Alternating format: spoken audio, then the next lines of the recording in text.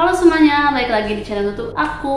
Akhirnya aku bikin lagi video tentang UIN Jakarta. Nah, di video kali ini aku mau ngebahas tentang kos-kosan di UIN Jakarta. Jadi buat kalian yang berencana mau ngekos gitu ya sekitaran UIN dan belum tahu kayak gambarannya seperti apa sih kalau ngekos di sekitaran UIN. Nah, aku akan ngebahas lengkap di sini dari segi biayanya, terus fasilitas dan lain-lainnya. So, pastiin kalian tonton video ini sampai habis.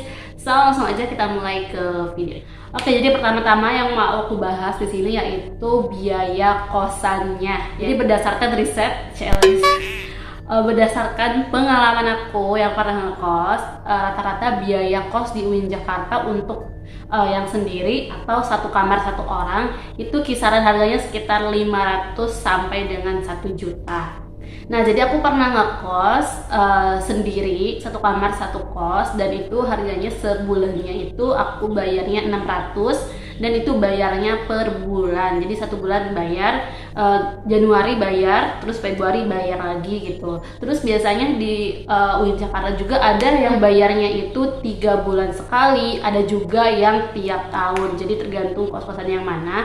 Nah, kalau yang pas aku itu 1 bulan sekali. Terus untuk jaraknya nggak terlalu dekat dan juga nggak jauh banget ke UIN, jadi oke lah menurut aku, sambil bisa sambil olahraga juga jalan kaki ke UIN.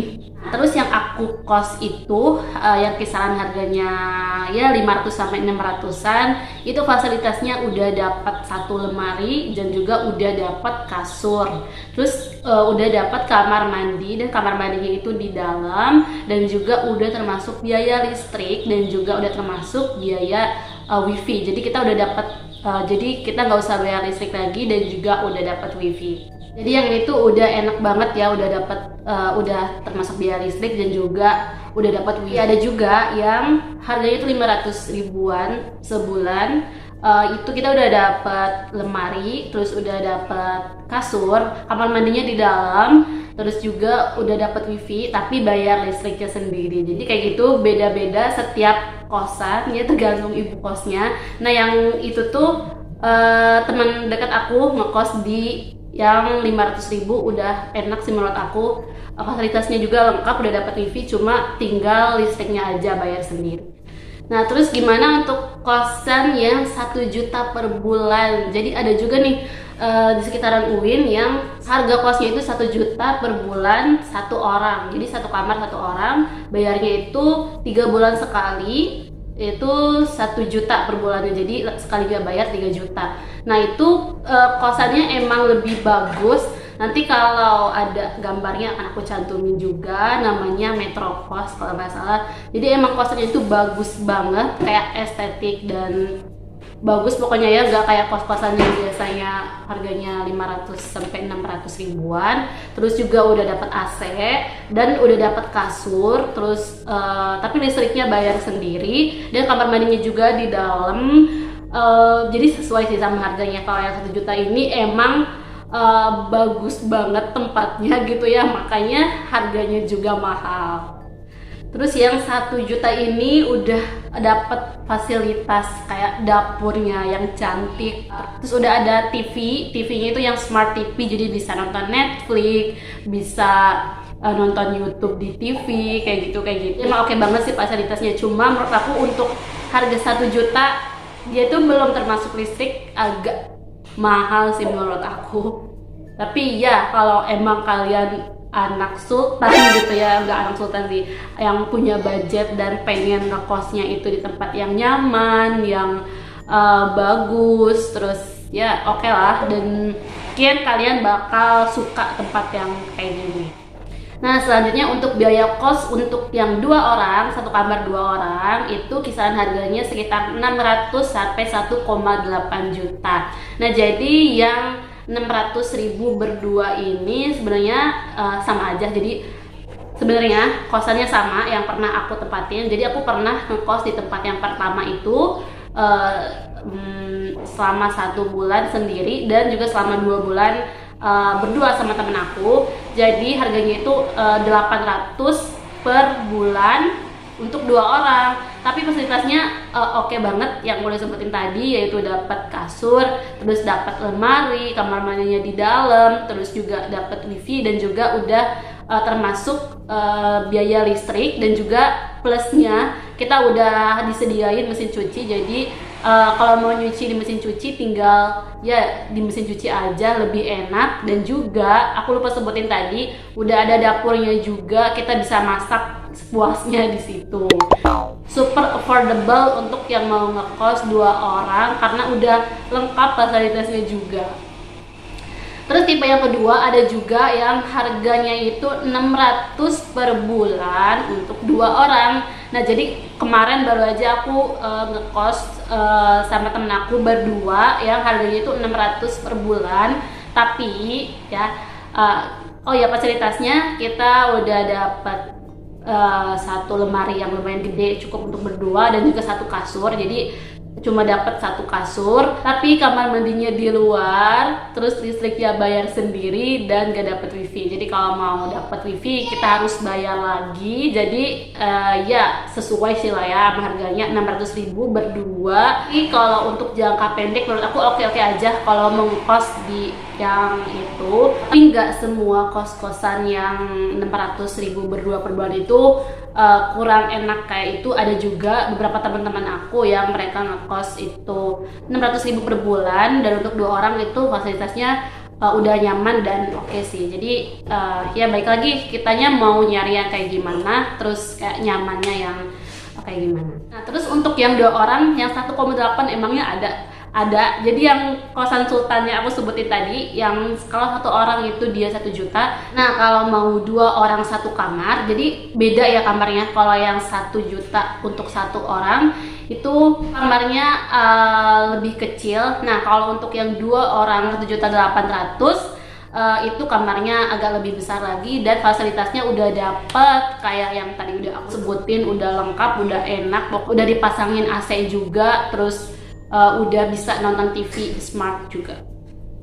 Tapi nggak selalu seperti itu ya, jadi setiap kos-kosan pasti berbeda juga gimana si ibu kosnya itu, gimana yang punya kosnya. Jadi yang penting tadi jangan berpatok ke situ, tapi emang rata-rata seperti itu kos di UIN Jakarta.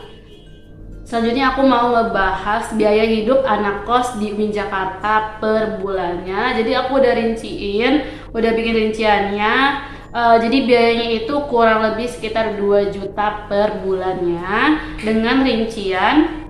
Oh ya, untuk yang 2 juta per bulan ini buat kalian yang weekendnya itu pulang ke rumah ya kayak aku, ataupun mungkin kalian tinggalnya di Bogor, Bekasi, atau sekitaran Jabodetabek. Rincian biayanya kurang lebih sebesar 2 jutaan. Rinciannya untuk bayar kos itu 600.000 ya, yang udah tadi aku sebutin kalau sendiri. Nah, kalau kalian berdua itu lebih hemat lagi, cuma bayar 300 sampai 400 ribuan.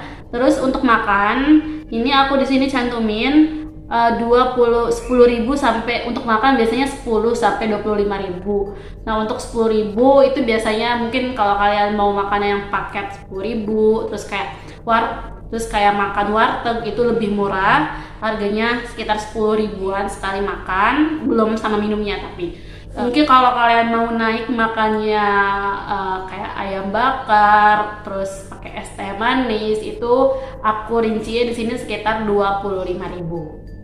Nah, jadi 25.000 aja di sini aku ambil ya. 25.000 dikali 3 kali makan itu sekitar 875.000 sebulannya.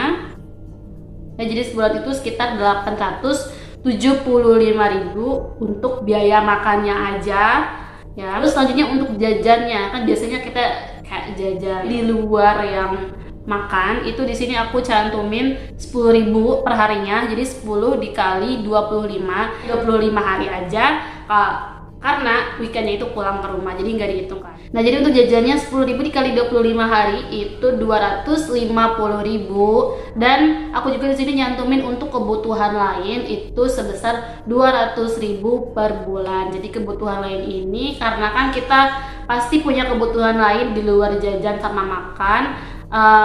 mungkin biaya transportasi, terus fotokopi, print gitu ya, untuk beli kayak sabun, odol, sampo dan lain-lainnya juga itu aku cantumin 200.000 per bulannya. Karena kalau sendiri ya awet sih menurut aku, untuk kayak mandinya sampo, odol dan sabun itu awet sih menurut aku. Jadi cukup lah 200.000 per bulannya. Nah, jadi yang udah aku sebutin tadi itu mungkin dalam 1 bulan itu bisa kurang dari 2 juta, atau mungkin kalau lagi banyak kebutuhan kayak beli buku itu bisa 2 juta lebih per bulannya. Nah, jadi yang aku sebutin tadi itu biaya untuk versi anak yang hemat ya, lumayan hemat, karena sebetulnya biaya hidup di UIN Jakarta itu lumayan besar gitu ya kalau kita nggak pinter-pinter ngehemat. Jadi menurut aku kuncinya jangan kalap sih ya, kalau apalagi kalau makan gitu ya.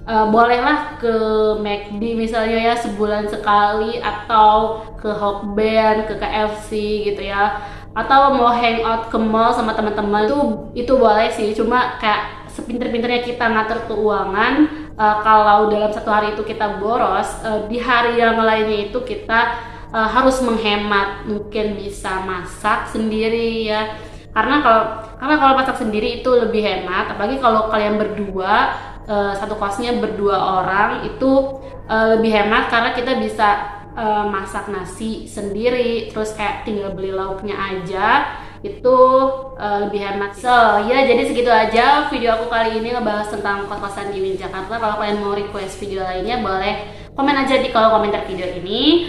Segitu aja, semoga video ini bermanfaat. Thank you for watching and see you on next my video.